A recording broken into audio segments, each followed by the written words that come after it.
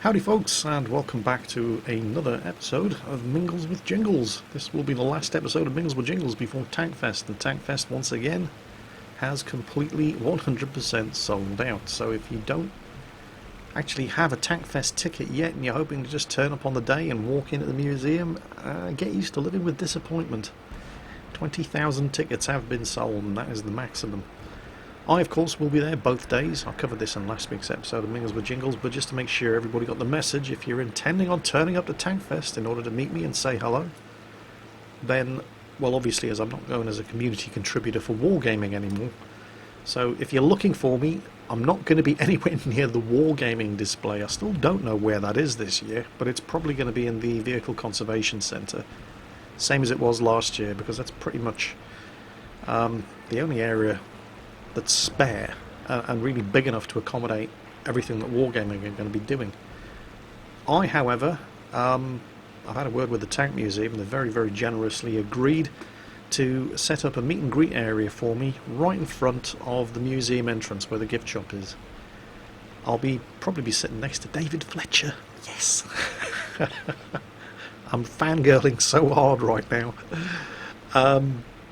David Fletcher, of course, world famous tank historian.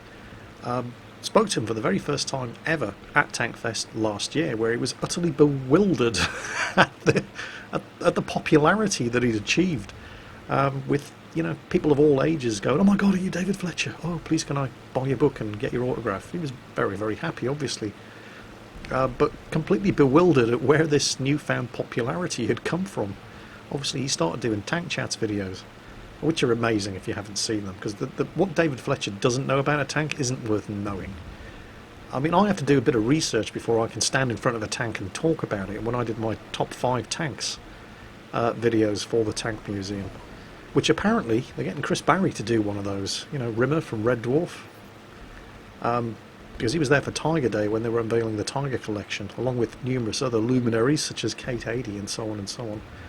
And Chris Barry's the next person who will be doing a top 5 tanks video, so that's catching on very, very well. But the whole Tank Chats thing, the first thing that the Tank Museum really started doing was a regular series on YouTube, and of course, I'm always happy to advertise the fact that David Fletcher is standing in front of a tank and talking about it, because that's what he does. Like I said, I have to do a bit of research before I can talk with any kind of authority on a machine, and even then I still get things wrong. But David Fletcher, you just wheel him out, stick him in front of a tank, press record, and come back in 20 minutes when he's finished. He just knows. He's a delight to talk to, but as I was saying, completely bewildered at this newfound popularity that he's achieved, just when he's reaching retirement age. And it's all down to the Tank Chats videos that he's been doing on YouTube for the Tank Museum. And, and damn right too, because the guy's a national treasure.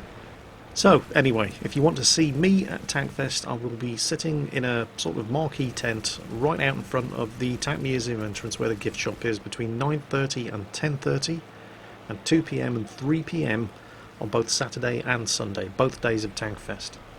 Any time that's not between 9:30 and 10:30 and 2 PM and 3 PM, you might still be able to see me, but I'll be very, very far away, stuck in the middle of the press area inside the arena, getting some tanks filmed, because let's face it, at the end of the day, that is what I go to Tankfest for. I want to get some video of it so I can put it up onto YouTube for the many, many thousands of you who don't get the opportunity to go to Tankfest. I should probably take this opportunity to warn everybody that next week's episode of Mingles with Jingles is probably going to be a little on the abbreviated side, because, well, I will have just spent the previous 2 days at the Tank Museum saying hello to thousands of people and filming large angry houses driving around the Tank Museum arena under the beating hot summer sun, so I'm probably liable to be a little bit tired and sunburned. So don't be too surprised if next week's episode of Mingles with Jingles is nothing more than just a summary of what I got up to when I was at Tankfest, along with a little bit of background footage, most of which will of course be appearing in a proper Tankfest video at some point next week. Anyway, moving on swiftly. One of my favourite subjects in Mingles with Jingles has always been dumb shit that Rita's said and done. But that's not going to be happening this week. Nope, this week it's my turn. I don't know if I told you, but we've just had our bathroom remodelled. So we've got a nice bath, we've got a lovely shower unit, all the walls have been tiled, waterproof floor. It's a really, really nice bathroom. It badly needed doing.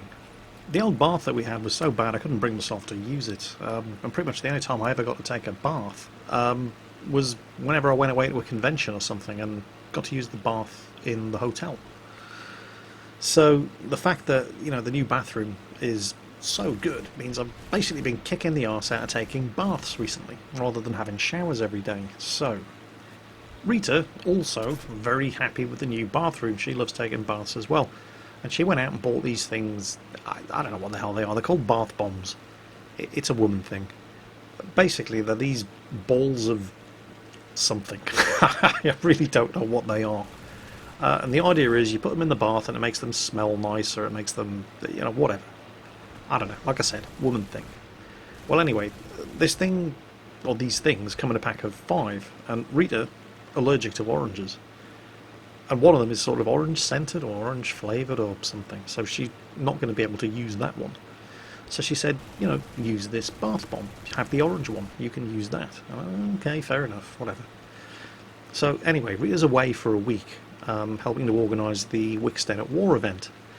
And on the day she comes back, she hasn't arrived home yet, and I think, you know what, I'm going to have a bath this afternoon.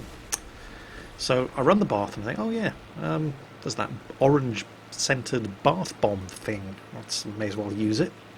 So I have a look in the packet, and there's a couple of these things left, including the orange one, obviously, and they're sort of wrapped in paper, and then they've got a sort of glued paper seal on top. So I pick the seal off and I open it up, and there's this bath bomb. I think, okay, fair enough. Can't be that complicated.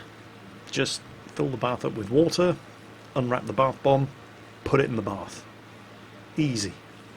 So I fill the bathtub up, pop the bath bomb in the bath, go and find my Kindle, climb into the hot water, flash up my Kindle, and I settle down to enjoy a nice hot bath and watch a couple of episodes of House of Cards. So one episode down, I top up the hot water again and have a look at this bath bomb. I'm thinking, it's not looking any smaller than when I, you know, put it in the bath an hour ago. What's going on here?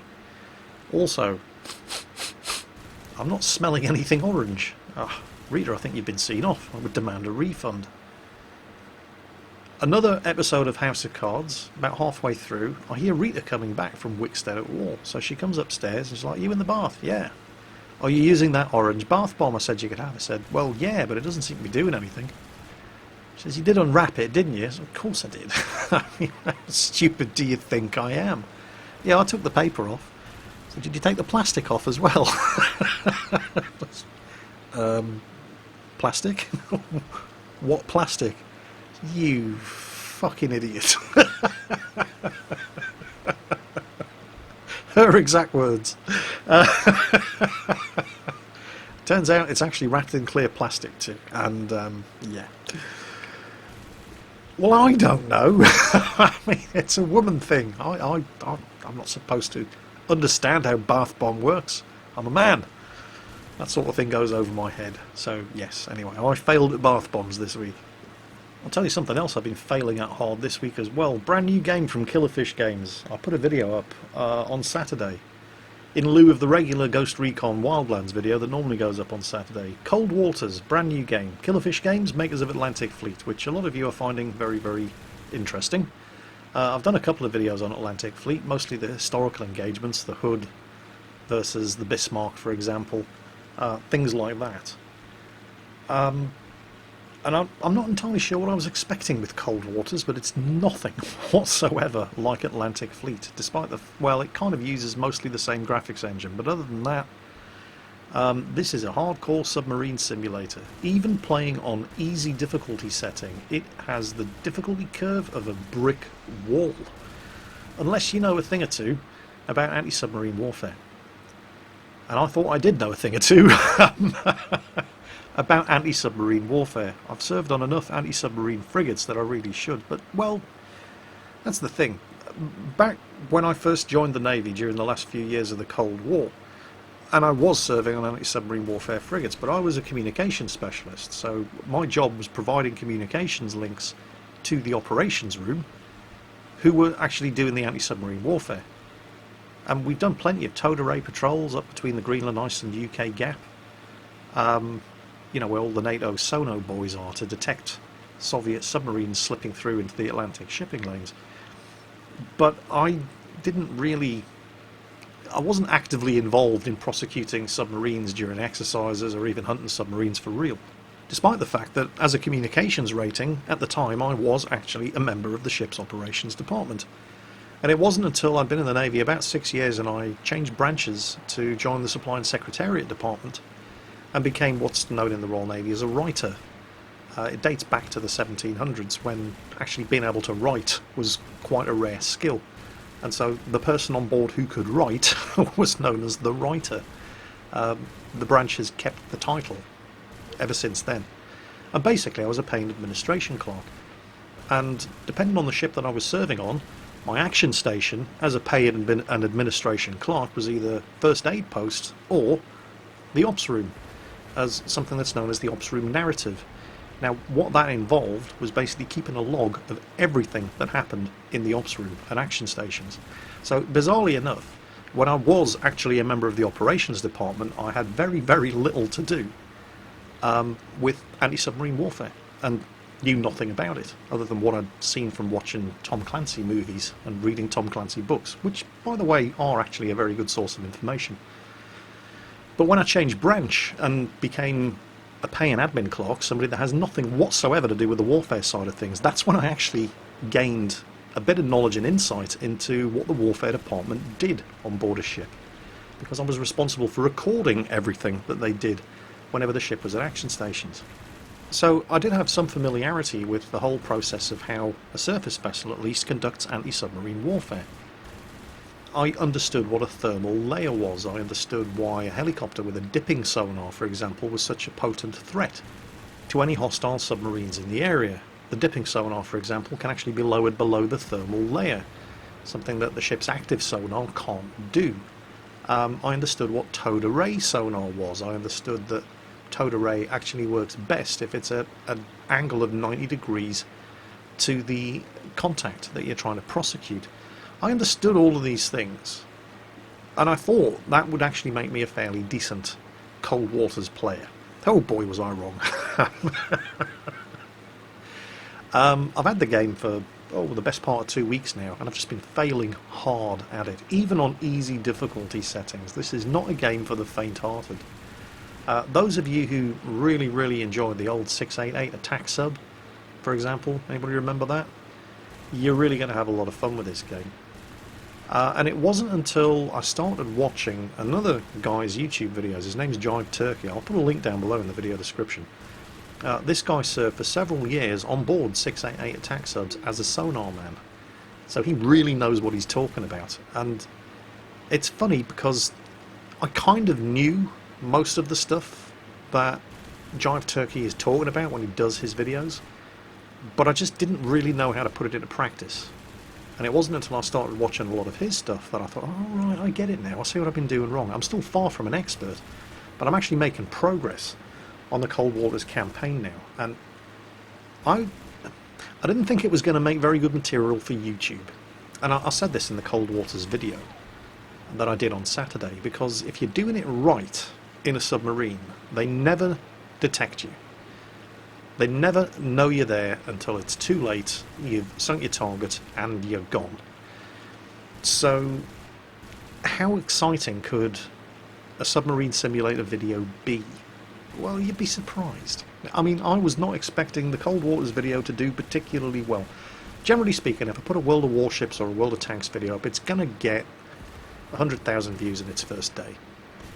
If I put anything else up, it's going to be lucky to get 40,000 views in its first day, and after a week maybe 80,000 views.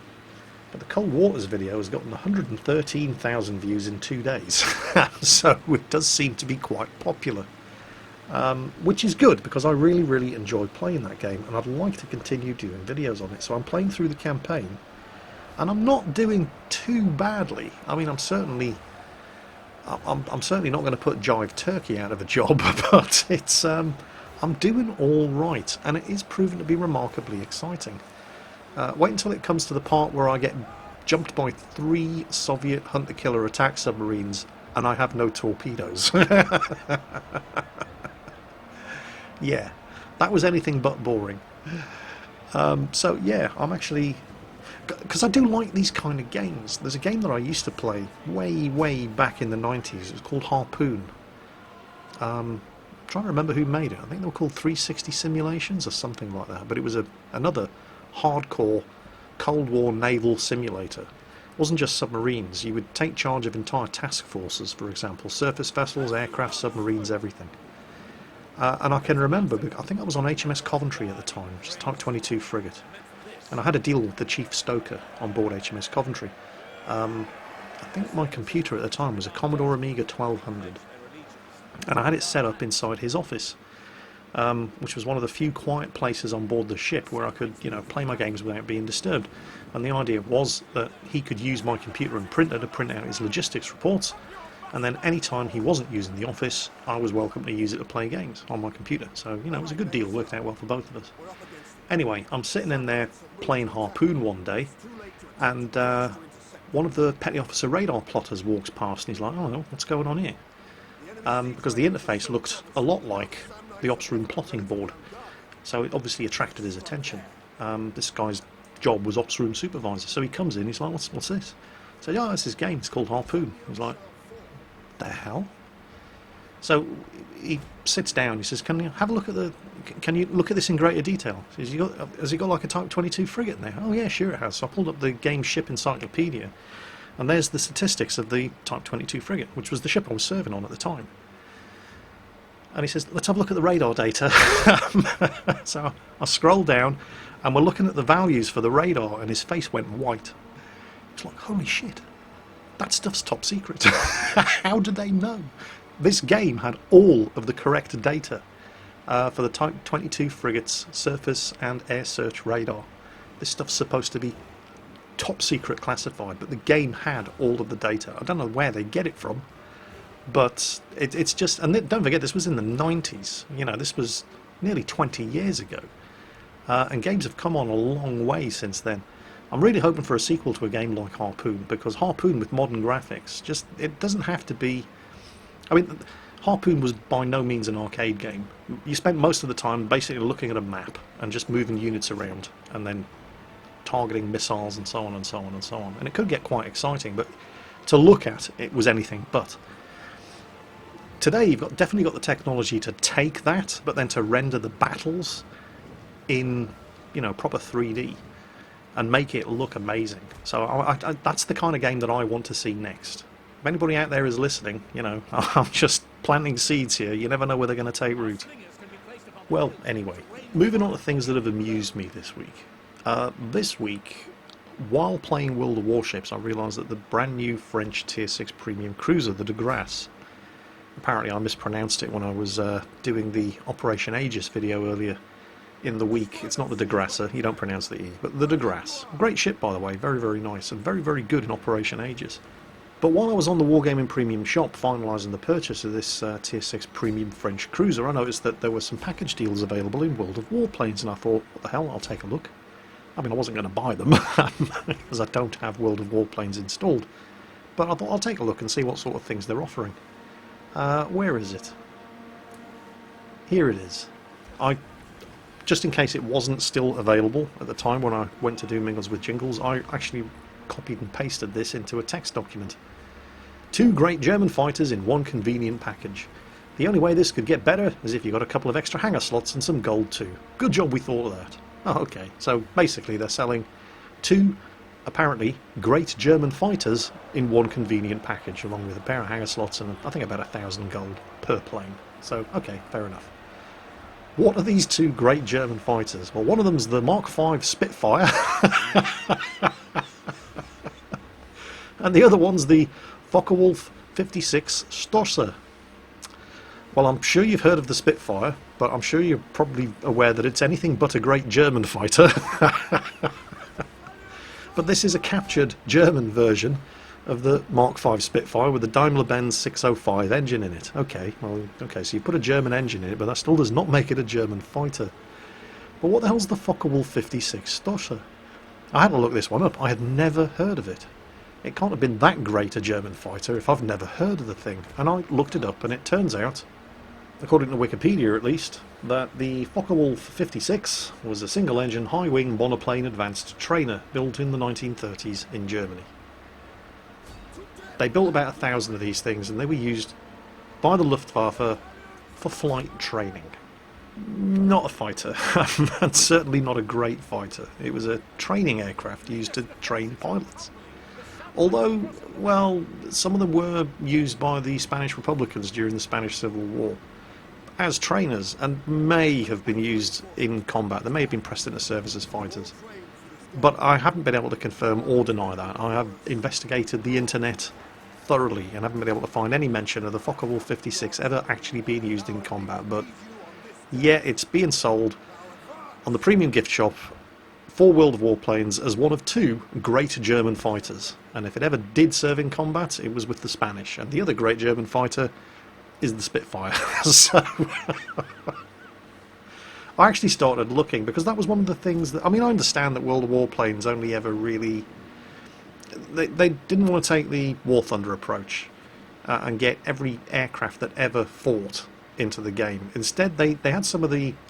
You know, the British had the Spitfire, the Germans had the Focke-Wulf 190 and the BF 109, but they fleshed out the tech trees in World of Warplanes with a lot of theoretical designs. It was always really more of a what-if kind of game. So, you know, I got that, but I was having a look at the British tech tree. Let me just get the page up. You see, here's the thing. World of Warplanes, it's like, you know, in World of Tanks you've got your light tanks, medium tanks, heavy tanks, tank destroyers and artillery. In World of Warships you've got destroyers, cruisers, battleships and aircraft carriers. In World of Warplanes you've got fighters, multi-role fighters, heavy fighters and attack aircraft. So I was taking a look, because I can remember that certainly the last time I played World of Warplanes, which was a long time ago, they didn't even have the Ju-87 in, you know, the Stuka, as an attack aircraft. They had all kinds of stuff that I'd never heard of and never actually saw service, but they didn't have aircraft like the Ju-87. Well, they do have the Ju-87 in there now, but they still had some very, very odd choices. Looking at the British tech tree, for example, in their fighter aircraft, they've got the Supermarine Spitfire, obviously. Well, not quite as obviously as you might think. I mean, it may seem obvious that if you're doing a game called World of Warplanes and you're putting the British in, then you have to have the Supermarine Spitfire. It seems like an obvious choice, but it would also seem like an obvious choice that you'd have the Hawker Hurricane in there somewhere as well. But no, it's not in the game at all.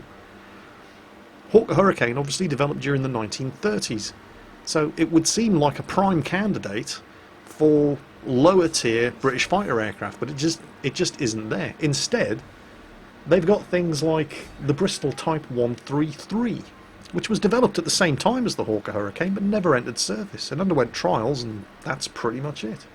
You've also got the Fairy Phantom. What the hell's that? I've never heard of it. This thing was developed for export to the Belgian Air Force, so it's barely even British. They only built 4 of them. And it was for the Belgian Air Force. I mean, seriously, you're looking around for a candidate for a Tier 3 or 4 British 1930s designed fighter aircraft. You've got the Bristol Type 133, which nobody's ever heard of. You've got the Fairy Phantom, of which only 4 were built, and they were for the Belgians. Or you've got the Hawker Hurricane, 14,500 of which were built and saw service in all theatres during World War II. Hell, even the Russians flew them. So those 3 are your choices, and somehow you end up not going for the Hawker Hurricane. I mean, seriously, what the hell, Wargaming? It's not even in the game as a premium. I mean, you could understand if they thought, well, yeah, everybody knows what the Hawker Hurricane is. We wanted to introduce some other aircraft that are less well known. Well, you put the Spitfire in. Do you know what I mean? I just don't get it. Anyway, I'm looking further in the British tech tree, and the British get heavy fighters, as do the Germans, as do the Americans. The Germans get heavy fighters like the BF 110, for example, fought during the Battle of Britain. Wasn't particularly good by the time of the Battle of Britain, but it was a heavy fighter, twin-engined, heavy fighter with 2 crew, 1 pilot and 1 rear gunner. The Americans have got things like the P-38 Lightning, twin engine, twin tail boom, heavy fighter. What's the British heavy fighter? British heavy fighters begin at tier 4, and you might expect to see things like the de Havilland Mosquito, although not at tier 4 obviously, things like the Bristol Beaufighter. You know, these are the kind of things that you would recognise as heavy fighters. The British tier 4 heavy fighter is the Bristol Blenheim, which I'm pretty sure is a light bomber. So I laughed and laughed and laughed and laughed and looked it up a little and then stopped laughing, because apparently the Bristol Blenheim was actually used as a heavy fighter. Well, I never knew that. So I kind of stopped laughing there and then. Turns out, well, the warplanes do actually know what they're talking about. They certainly knew more about it than I did. The Bristol Blenheim has the distinction of being the first Royal Air Force aircraft to cross over into and bomb German territory during a raid on Wilhelmshaven early during World War II. It was the first Royal Air Force aircraft to sink a German submarine. It was also the aircraft that equipped the first night fighter squadron anywhere in the world. And during the Battle of Britain in the summer of 1940, a Blenheim night fighter claimed the first aerial kill while carrying radar when it downed the German Dornier 17 medium bomber. It was used on anti-shipping patrols in the North Sea. It was used for low-altitude bombing runs, high-speed low-altitude bombing runs. It was actually quite fast. In fact, when it was designed, it was capable of outrunning any fighter aircraft available at the time. But at the time was the early 1930s, and, well, now it's 1940, 1941, and it can't outrun the Bf-109, and it certainly can't outrun the Focke-Wulf 190. So it was pressed into service in all kinds of unlikely roles, not because it was particularly well suited or any good at them, but because it wasn't useful for anything else. But we had a lot of them, and we hadn't designed anything better. Now, the Bristol Blenheim led to the Bristol Beaufort, which led to the Bristol Beaufighter, which was an incredibly good heavy fighter. But that was still some time off in the future, and so the poor old Blenheim was forced into service in all kinds of unlikely roles, one of which was as a long-range fighter. And because the aircraft was a light bomber in the fighter role, there was absolutely nothing light about it, and so technically, Wargaming were absolutely correct. Only technically. When they claim that the Bristol Blenheim is the suitable candidate for the Tier 4 British heavy fighter. So, I mean, yeah, I did find it quite amusing, but it's not actually too far from the truth. This is one of those occasions where I'm really glad I did my research, because I can just imagine all the propeller heads in the comments section of this video going, well, actually, Jingles, the Bristol Blenheim was technically used as a heavy fighter. Ah, but you see, I did my research this time. I did my homework. So, yeah, screw you. Anyway, that's it for this week's episode of Mingles with Jingles. I hope you've enjoyed it, and I hope to see as many of you as possible at Tankfest next week. Once again, just as a reminder, I will be meeting and greeting everybody out in front of the museum entrance, in front of the gift shop, on both Saturday and Sunday between 9:30 and 10:30, and between 2 PM and 3 PM, both days, Saturday and Sunday. I hope to see as many of you there as possible. I hope you all have a great time, and as always, take care, and I'll catch you next time.